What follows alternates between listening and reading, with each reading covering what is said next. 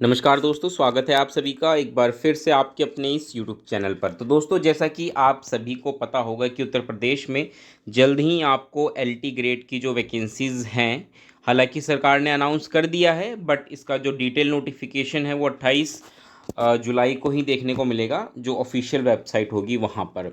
तो अभी क्या है कि वैकेंसीज़ तो अनाउंस कर दी गई हैं, बट उसको लेकर के रिक्रूटमेंट रूल्स, यानी कि इसमें मेनली क्या एलिजिबिलिटी होगी, क्या सब्जेक्ट कॉम्बिनेशन होगा, ये दो महत्वपूर्ण ऐसे प्रश्न हैं जो कि बहुत ज़्यादा इस समय पूछे जा रहे हैं। तो यहाँ पर मैं आपके सामने ये एक ऑफिशियल डॉक्यूमेंट लेकर के आया हूँ, जिसमें कि मैं आपको यहाँ पे बताऊँगा कि जो एलटी ग्रेड की जो भर्ती होगी, शिक्षक भर्ती, उसको लेकर के क्या नियमावली है। ठीक है, इसको आप बड़े ध्यान से देखिएगा। यहाँ पे आपको एक तो सब्जेक्ट कॉम्बिनेशन भी पता चल जाएगा, साथ के साथ क्या एलिजिबिलिटी होगी मिनिमम, वो भी आपको पता चल जाएगा।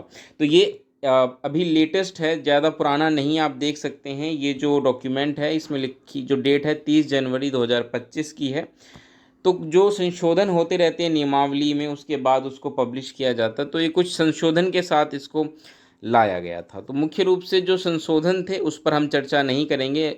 हम ये देखेंगे कि वर्तमान में क्या जो नियम है वो है। तो अगर आप देखें तो ये जो नियमावली है, उत्तर प्रदेश अधीनस्थ शिक्षा प्रशिक्षित स्नातक श्रेणी नियमावली 2024 ये कही जाएगी मुख्य रूप से। और इसमें अगर आप देखें तो जो सबसे पहला संशोधन था कि इसमें जो नियुक्ति पदाधिकारी थी, पुरुष और महिला शाखा दोनों के संबंध में, जो अपर शिक्षा निदेशक उत्तर प्रदेश इलाहाबाद था, वो अब जो बदल गया है वो शिक्षा निदेशक राजकीय उत्तर प्रदेश प्रयागराज हो गया। क्योंकि आप जानते हो तो इलाहाबाद का जो नाम है वो बदल के प्रयागराज कर दिया गया। तो एक महत्वपूर्ण यहाँ पे हमें चेंज था। तो बाकी चीज़ें क्या हैं वो भी देख लीजिए। देखिए यहाँ पे कुछ जो पोस्ट हैं, यहाँ पे अगर आप देखें तो सहायक अध्यापक, जैसे पुरुष महिला अलग अलग होती है, जैसे इसमें सामाजिक विज्ञान है और भी हैं।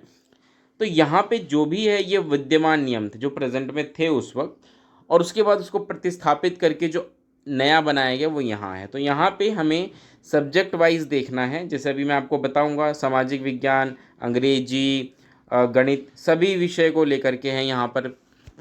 तो हम क्या है कि एक एक करके देखेंगे कि वर्तमान में क्या नियम है। तो हम इसको ध्यान से पढ़ेंगे, ठीक है, और इसको पढ़ के आप समझ जाएंगे। तो शुरू करते हैं। यहाँ पे देखिए सबसे पहला है सामाजिक विज्ञान की जो पद हैं, उसमें जो सहायक अध्यापक जो पुरुष महिला के लिए है अलग अलग। तो यहाँ पे देखिए क्या नियम है। इसमें क्या रखा है कि भाई भारत में विधि द्वारा स्थापित किसी भी विश्वविद्यालय, मानित विश्वविद्यालय संस्था से इतिहास, भूगोल, राजनीति विज्ञान और अर्थशास्त्र। अब अपना सब्जेक्ट कॉम्बिनेशन आप बड़े ध्यान से सुनिए कि क्या रहने वाला है। तो यहाँ पे मैं एक बार फिर से दोहराऊंगा कि इतिहास, भूगोल, राजनीति विज्ञान और अर्थशास्त्र विषयों में, यहाँ पे 4 विषयों के बारे में बताया गया। तो इनमें से कम किन्हीं 2 विषय में स्नातक उपाधि, यानी कि आपने स्नातक में अपने इन चारों में से कोई 2 विषय जरूर पढ़ा हो। और अक्सर अगर आप देखें तो होता भी है, राजनीति विज्ञान होता है तो उसके साथ अक्सर इतिहास का कॉम्बिनेशन हमें देखने को मिलता है। भूगोल के साथ भी हम इतिहास पढ़ते हैं, अर्थशास्त्र पढ़ते हैं। तो ये कॉम्बिनेशन आपके पास होना चाहिए ग्रेजुएशन में, पहली कंडीशन। दूसरी कंडीशन ये है कि भारत में एनसीटीई द्वारा मान्यता प्राप्त किसी कोर्स में स्नातक शिक्षा बीएड, स्नातक शिक्षा का मतलब बीएड ही उसको यहाँ पे शॉर्ट में लिखा भी गया है ब्रैकेट में, और स्नातक शिक्षा को हम जनरली बीएड ही बोलते हैं, बैचलर इन एजुकेशन, ये हासिल कर रखा हो।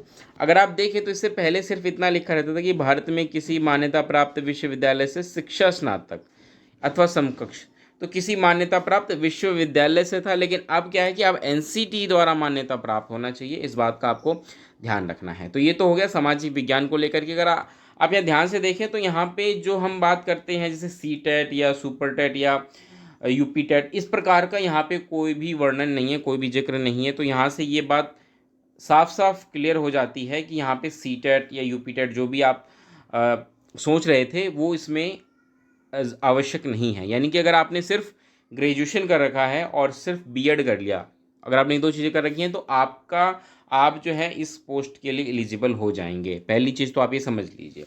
दूसरा सब्जेक्ट कॉम्बिनेशन में साथ के साथ आपको बताते जा रहा हूँ। सामाजिक विज्ञान के बाद अंग्रेजी के बारे में देख लीजिए कि भाई इसमें तो सीधा सा है कि भाई किसी भी विश्वविद्यालय से अंग्रेजी साहित्य के साथ स्नातक हो और एनसीटी द्वारा बीएड मतलब मान्यता प्राप्त संस्था या कोर्स से बीएड आपने कर रखा हो, इसमें सिंपल है। इसी प्रकार गणित के लिए भी ज़्यादा मुश्किल नहीं है। गणित में भी सिंपल सा है कि भाई आपने किसी भी कॉलेज से एक विषय के रूप में गणित के साथ स्नातक उपाधि ले रखी हो और एनसीटी द्वारा जो मान्यता प्राप्त है उसमें आपने बीएड कर रखा हो, ये गणित के लिए है।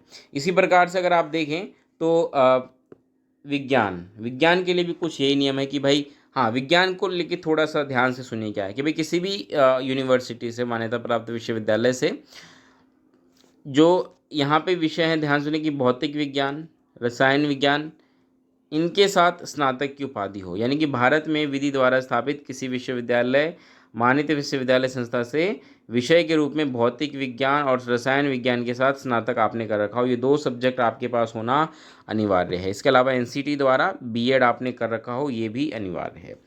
वहीं हम बात करें जीव विज्ञान की, तो जीव विज्ञान में जो है अगर आप देखें तो इसमें जंतु विज्ञान और वनस्पति विज्ञान के साथ स्नातक की बात की गई है और एनसीटी द्वारा बीएड होना अनिवार्य है।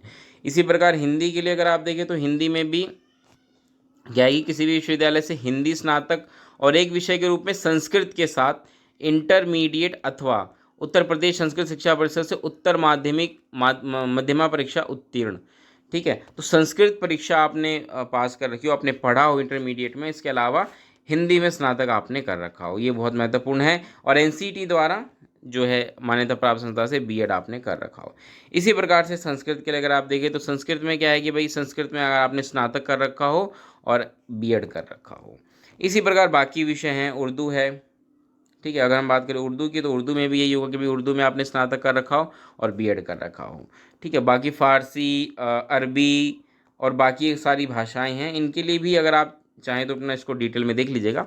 ये मैं पूरा आपको ना अपने टेलीग्राम चैनल पर प्रोवाइड करा दूंगा, ठीक है, आप वहाँ से इसको आसानी से डाउनलोड करके पढ़ लीजिएगा, ये आपको वहाँ पे इजीली अवेलेबल रहेगा, ठीक है। तो इसी प्रकार बाकी विषय भी हैं, जैसे कला है, शारीरिक शिक्षा है, महिला संगीत है, ठीक है, तो यही सब है, आप इसको डिटेल में पढ़ लीजिएगा। जो महत्वपूर्ण विषय थे उनके बारे में मैंने आपको बता दिया है, इसको आप ध्यान से समझ लीजिए।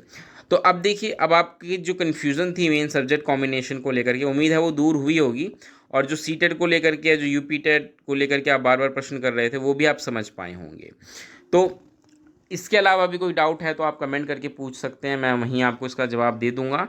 बाकी आप तैयार रहें, 28 जुलाई को आपको पूरा डिटेल नोटिफिकेशन मिल जाएगा और वहाँ पर आपको यही सारी क्वालिफिकेशन, एलिजिबिलिटी देखने को मिलेंगी। तो ये वीडियो कैसी लगी बताइए, लाइक करिए, शेयर करिए दोस्तों तक। मिलेंगे अगली वीडियो में दोस्तों, तब तक के लिए नमस्कार, धन्यवाद।